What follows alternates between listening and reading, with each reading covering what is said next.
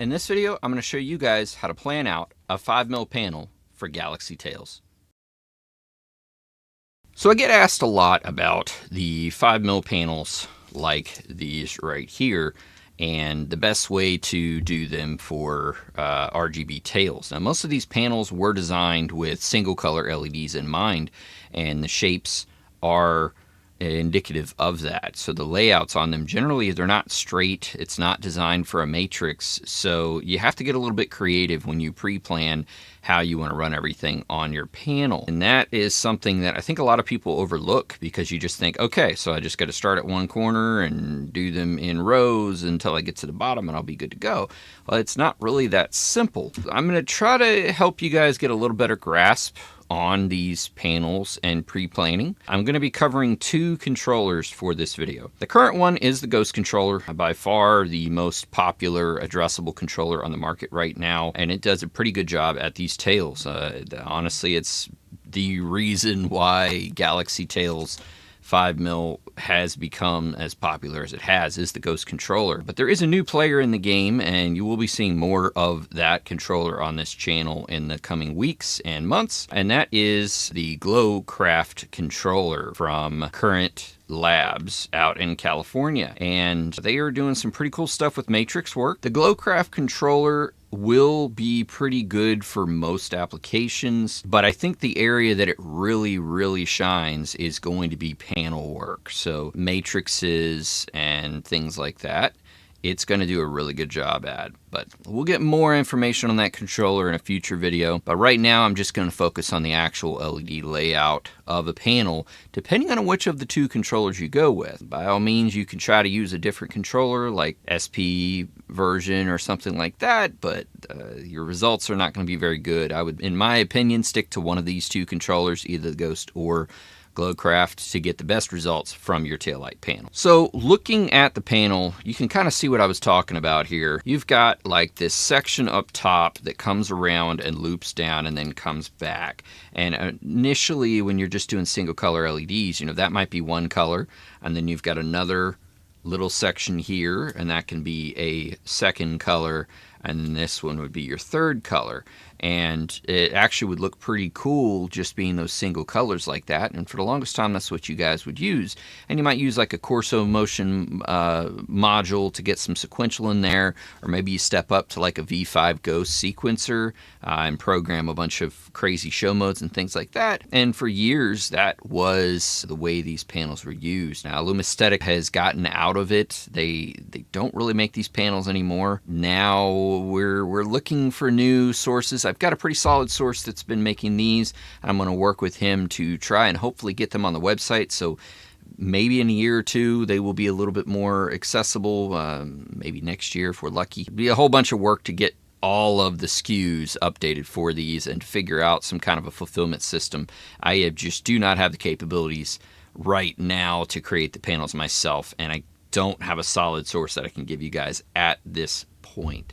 But if you do need a panel, you reach out, you let me know. I can see about getting one. The lead time is going to be a little bit harsh, but if you want to create a 5mm panel, there's not a ton of options out there right now. As far as the panels themselves go, like I showed you, they're initially designed for single color LED plans, and I think as the GlowCraft controller gets more popular, I think we're going to start to see more uniform panels become a little bit more common. But for now, this is generally the designs that we're working with, so you got to kind of make the most of it depending on which one that you get. So let's start out with assuming that you're building with a Ghost controller, so a BlueGhost addressable controller, and you're building this panel. Many cases you do have to count your LEDs, and you have to keep in mind the limitations. Now, we sell 5mm LEDs in both RGB and RGBW. I typically go RGB on the tails because, one, they are cheaper. We even sell them in 500 count packs, which is pretty cost effective, versus the RGBWs, which do add a white. But for one, the output is a little bit less. You know, putting 4 diodes in that 5mm little package does come at a cost versus the RGBs that are slightly brighter. It's not significant difference, but it is a factor to consider when you're deciding which ones to go with. Typically, I will use the RGBWs in a headlight scenario where I'm already using RGBW LEDs. The RGB RGBW color order, so they are compatible with our UCS and SK6812 RGBW LEDs. So there's a benefit to that in a headlight scenario. But in a taillight scenario, typically I would recommend using RGB, the white being less important. Yes, it will have a bluish hue to it, but typically the only time you're really going to be using white on a taillight is in reverse. If that is a concern, the RGBWs are there and they will give you that true white, but at the cost of being more expensive and a little bit the output. It's not, I don't want to overstate the output difference. It's not drastic. Another factor is the limitations of the Ghost controller. The BlueGhost controller itself is limited to 250 LEDs for RGBW and 325 LEDs for RGB. Now, there is a fast mode that will bump those numbers just a little bit, but fast mode does not work with 5mm LEDs. If you are running a Ghost controller and you're getting random flickering and things are just inconsistent, check to make sure fast mode is off. You want to go to legacy mode. Legacy mode is on by default, so unless you put it to fast, it should not be on. But if you do notice that issue, check that in the gear tab. Make sure you are set to legacy, and that will take you back to that limit of 350 LEDs. So as for that limit, you have to consider the size of the panel. A lot of these panels can have 3, 4, maybe even 500 LEDs on one panel. So you do have to keep that in mind. Now in this case, on this panel itself, I think it's right around 260 LEDs. So we'll be perfectly fine on RGB.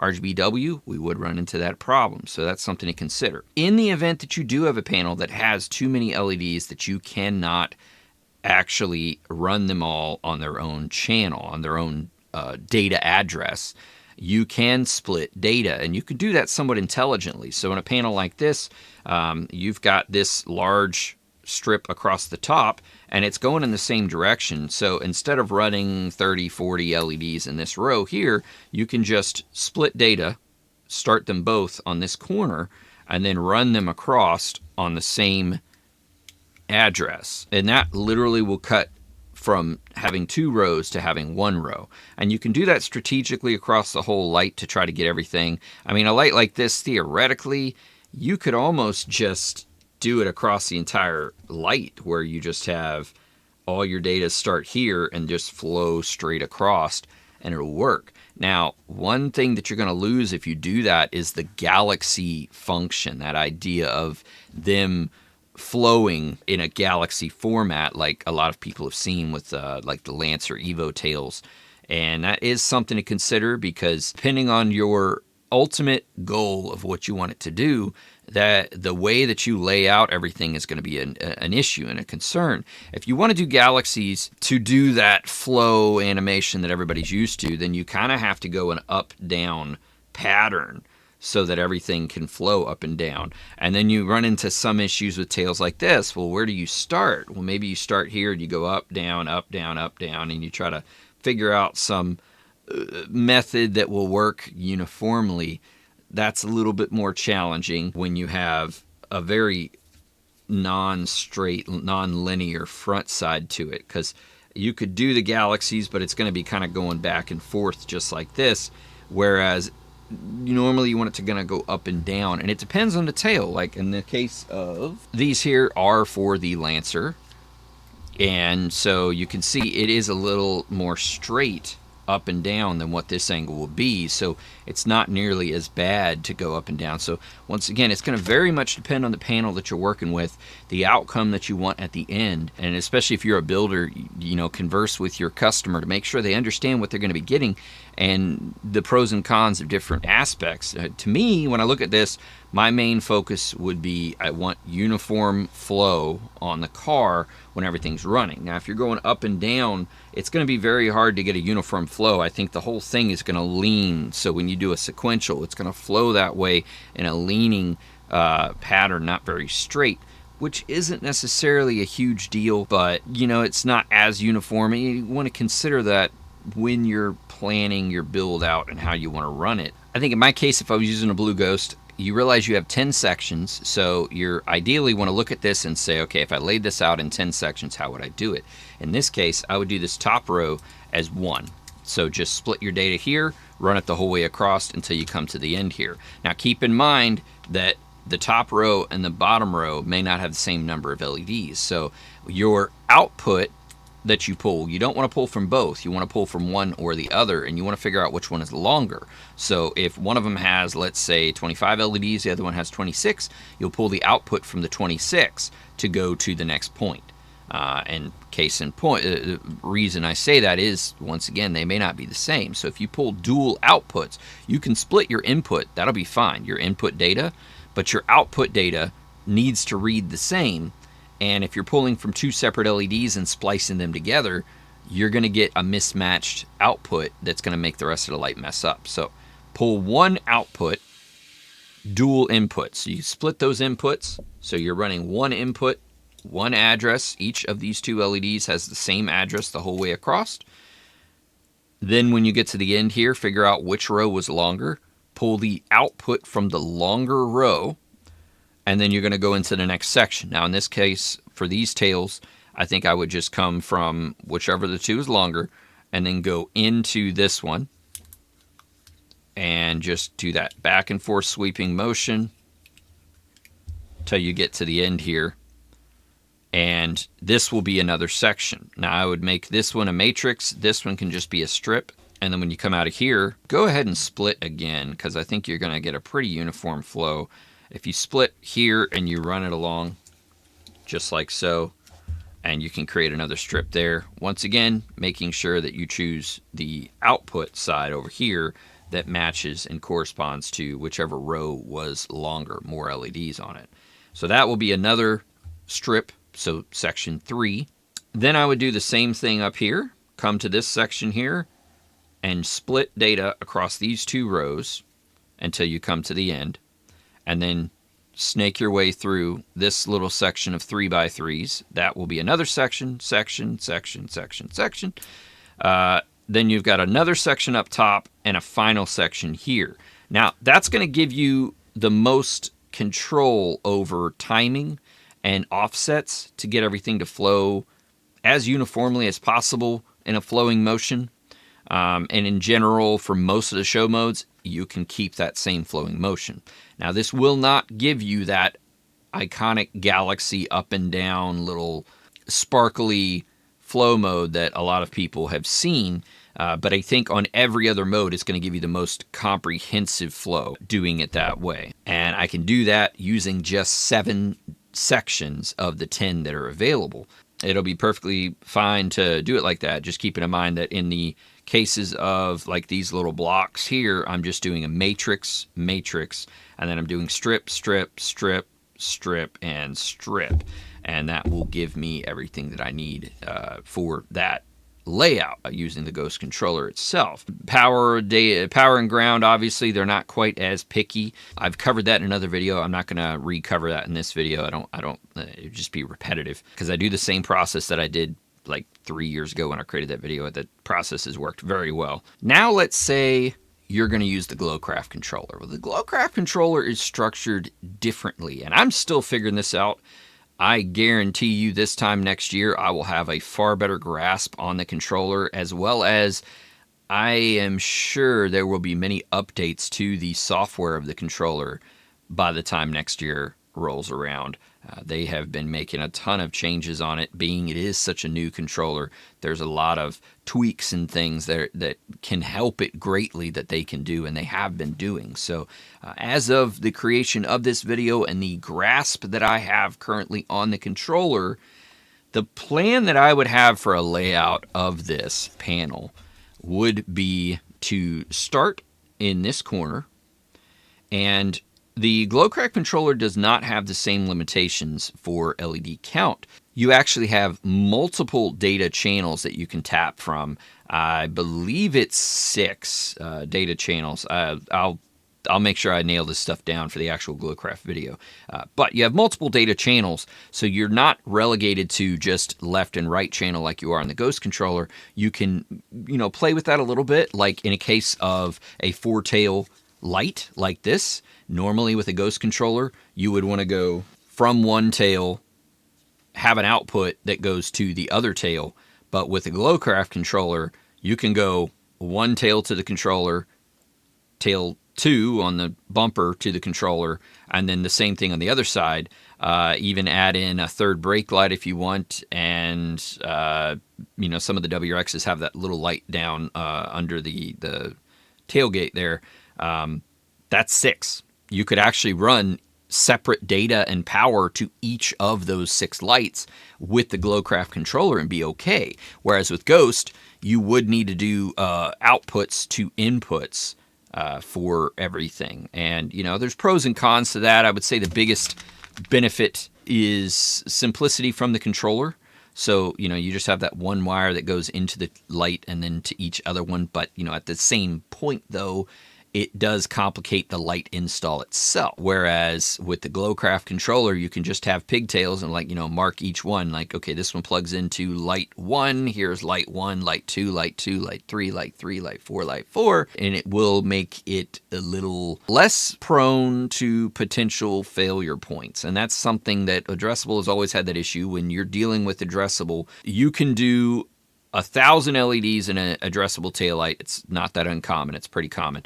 And a lot of people, they see an issue and like, oh, why are these messing up? They shouldn't be messing up. It's like, well, the reality is you just soldered 1,000 points, at least 1,000 points, because each one has 4 pins. So you soldered like 4,000 points.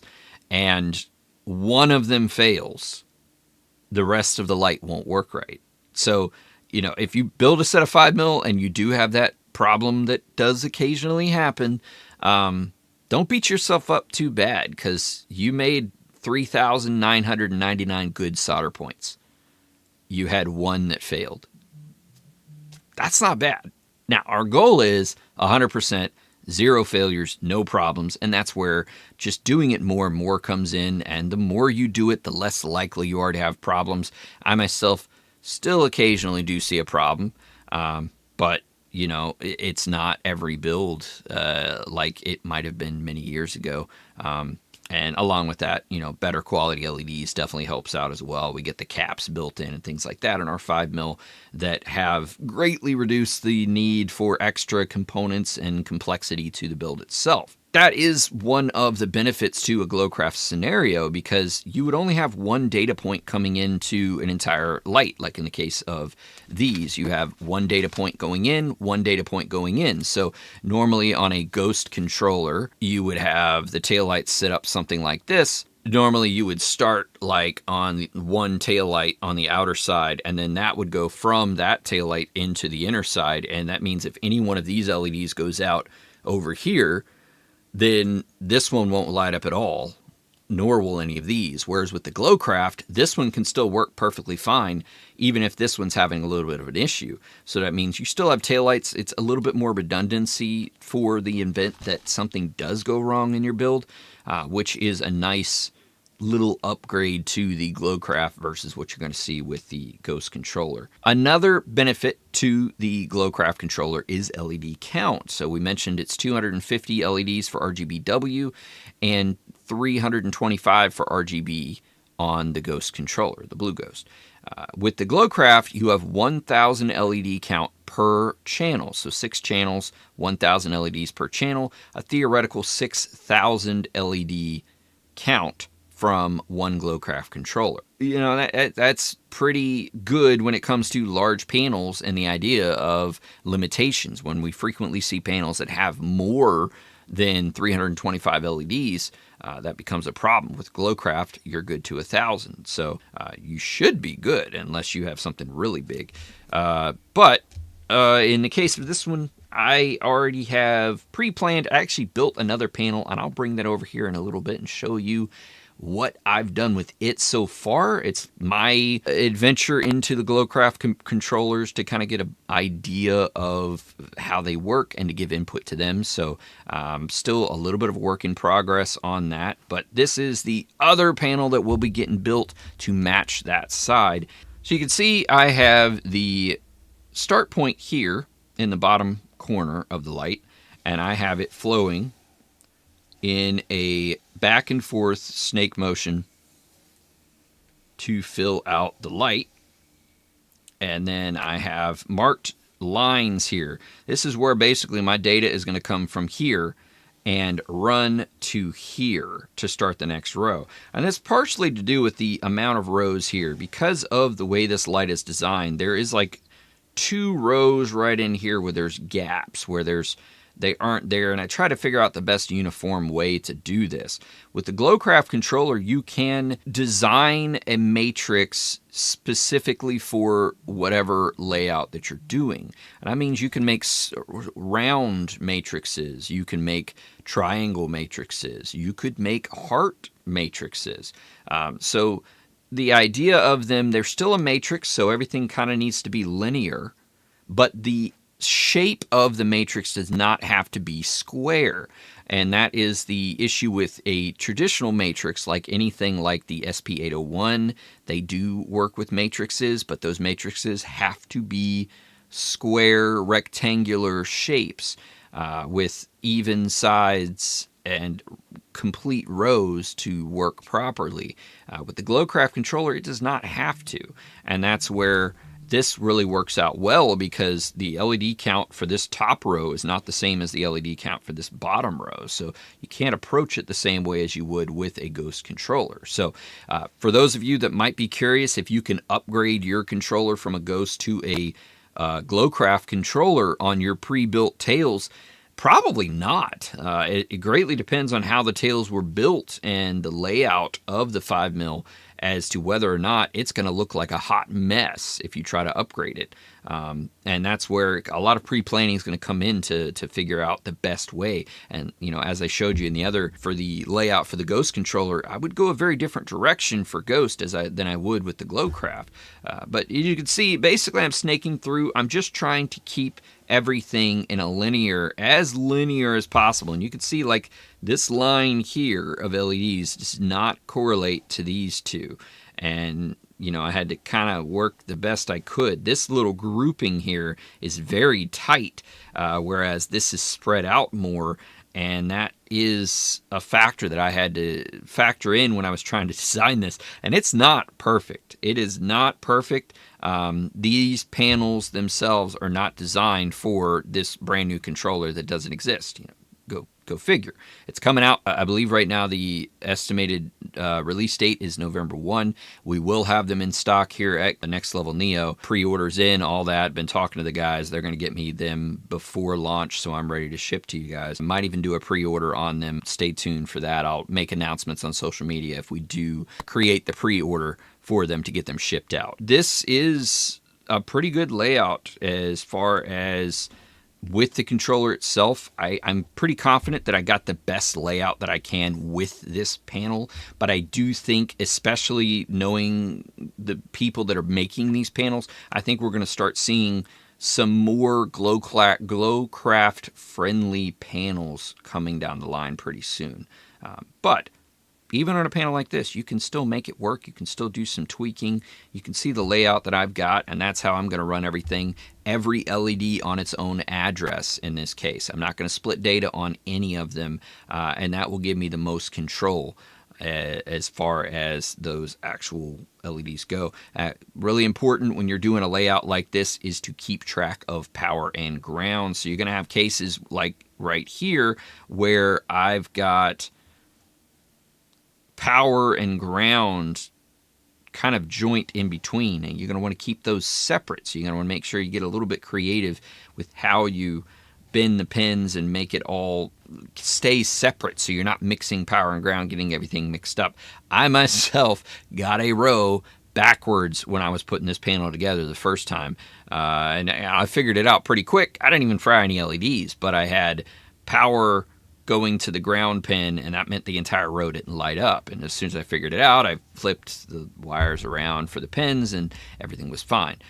But you just keep that in mind, because this method is a little bit more confusing than some of the other, like the Ghost method might be. It's different. It's a very different approach. I've had a lot of people ask me about the approach on these panels. Hopefully this video doesn't end up being too long, but I want it to be informative because 5mm panels, and I get people ask me all the time. I get guys that have never built a set of lights in their life, and they want to start with a panel, and it's like you're starting on a rather advanced build, and my goal is to make it as simple as I can, but it's still advanced. So you're definitely taking on a lot with a 5mm panel. My advice would be get a little bit of a knowledge base of the addressable LEDs, the controllers, the layouts, and things like that before you tackle one of these. And your first time building a 5mm panel, keep in mind you may have to scrap the entire panel and start over. Like, it's a learning process, and there's a certain cost to that a lot of the time. It's not 100% of the time, but if you make it through on your first panel without any issues, pat yourself on the back. You did a good job, because these are tricky, and there's so many. Once again, a panel with 1,000 LEDs has 4,000 solder points. You're gonna have a pretty good chance that something went wrong somewhere. 500 on one side, 500 on the other. It happens. And sometimes the best thing you can do, because you can't figure out where the problem existed, is just start over. But the cool thing is, once you've done 4,000 solder points in a 5mm panel, by the time it's done, you got a pretty good process down as to how to do it. So they're very cool. A lot of people like them. And, I've obviously got a panel here that I'm working on right now, and I plan on making more in the future, So it's a really cool tech. I love to see what GlowCraft is doing. And with that, if you've stuck this far through the video or you skipped ahead, I'm going to go ahead and get that GlowCraft controller and the finished panel over here to give you guys a little bit of a taste of what you could do with the GlowCraft controller and 5mm LEDs in one of these panels. So this is my first iteration of the controller itself. The GlowCraft controller is IP67. It's in a nice sealed box, so that is nice. But it does not have any method of a power saver beyond. There is some built in, and I'll cover that more in the future, but it's a limitation on the amperage, which will not be enough for most taillight operations. So I do still use the external battery saver, and the benefit to that as well is I do have that same show mode activation with the remote using the output coming from the battery saver. So that is something that I am still going to use more than likely in most applications. And once again, I'll go into much more detail on the actual GlowCraft controller, but I did want to just briefly kind of show you, to give you an idea of like comparatives. I've already shown you guys quite a few times. I don't have one ready to go right now for the Ghost variant, but obviously this is a little bit of a larger footprint and a little bit messier, being that all the wires do have to kind of run externally. And I'm sure as time goes on, I'll come up with better ways to do all this, and at that point I'll probably do some videos trying to show better how to do that. For now, this is version 1, and we'll see how that goes. But yeah, I got the signal wires ran. I have my left and right plugs here, and power and ground with the fuse tab. And here is the assembled light, at least for the driver's side. And I will show you some of the modes that I got. So for my startup animation, it just goes like that. And a lot of the stuff has to be built from the ground up, so that's going to be part of what we cover in the tutorial video, but just to give you an idea. So that is the startup, and then when you disconnect, it just shuts right off. Up next here is your turn signal. Just a simple flow.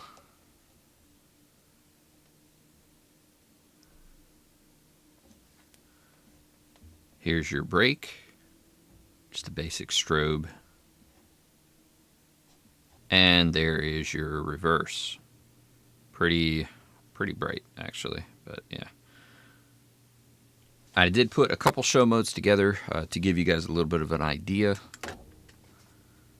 of just some of what you can do with a better matrix setup like this is. It's very much more three-dimensional than what Ghost is with the matrix layouts, because Ghost isn't really a matrix controller. So I think that's the biggest thing that I compare the two. Ghost is more of a automotive lighting controller, designed for strips and halos, but it can work with matrices. This is more of a matrix controller, designed for matrices, but it can work with halos and strips. So you kind of have to put that into perspective. I think with a little bit more work, this could be better with halos and strips to be a little bit more seamless like the Ghost is. But the Ghost is more seamless with those, being you can just select a halo, change a couple settings, and you're good to go. This one's going to take a lot more hand-holding to get it where you want it to be, but it's still very usable and very functional, and I think in the end, the results that you can get with it give you more flexibility. Kind of think of it like how BlueGhost is compared to an SP controller or something cheaper. The SP controller is far easier to use, but the BlueGhost has more features. Now, it might take a little bit longer to understand it and learn it, and the new user might mess up some things, but in the end, if you can master that controller, you'll be better. This is just a step up above that, so it's more complicated than the BlueGhost, but with more capabilities in what you can do. And this is it's cool because it brings that opportunity for people with their cars and their builds and builders themselves to expand a little bit further in what they do and how unique they can make things. I kind of like the V5 sequencers. They were really cool, and you could see some people doing really crazy builds with them. To the point where you would be like, how did you do that? How did you come up with that? I think this kind of brings that back and that whole idea of how did you do it? Whereas with the BlueGhost build, most of the time I can look at it and I can figure out how they did what they did. But this one, it does bring a lot of customization to it that a person can spend hours building a set of lights, especially like this, and do some things that just leaves you questioning how did they do that? And there may not be an easy solution to that just because there is so much capability to it. Now, the thing that I'm going to be working with them, and I have been working with them on, is the idea of simplicity too. And I think that's one thing I like about Ghost, because Ghost can be super simple. You can take a BlueGhost, you can plug it up, you can leave all the default settings, not touch a thing, and it'll do what it needs to do with inputs. Now, you can choose to do more to make it do more. And I think that's something I want to try to work with these guys on. There's also presets and things that we can create and maybe make shareable. You can download them and upload them to your controller to help get past some of the early issues of actually having to create all of this from the ground up. But once again, we're going to go into that a lot more detail possibly next week. I'm going to try to do it before launch of the controller so you guys get a little better feel of what to expect from it. And hopefully that video will help in anticipation for when those controllers are ready to ship. But as you can see, it does pretty good job at matrix work. And there is some other stuff that is in the works. It's not done yet. That is going to take that matrix work to another level that I think was going to be really cool. That's actually kind of what I've been holding out with finishing this set. This is for a customer because I don't want to jump the gun with that stuff that's coming down the line. I think it's going to be worth the wait. So we'll see. I'm going to work with the guys over at GlowCraft this week, probably reach out to them again now that I finally had a chance to play a little bit more. It's definitely looking really good, and hopefully we can get those pre-orders in. I'll let you guys know on social media if we do drop pre-orders on those. That gives you an idea on LED layouts and just kind of what to expect pre-planning, and really you got to decide what controller you want to use before you start the build, because it's going to make a big difference. But GlowCraft for Matrix, I think GlowCraft is going to be my go-to for 5mm. So if you found this video helpful, please leave a comment. I try to respond as best I can. If you have an in-depth question, reach out to us on our social media page or through email, and we will try to help you as best we can. If you enjoy content like this, make sure to subscribe so you don't miss the next video. Thanks.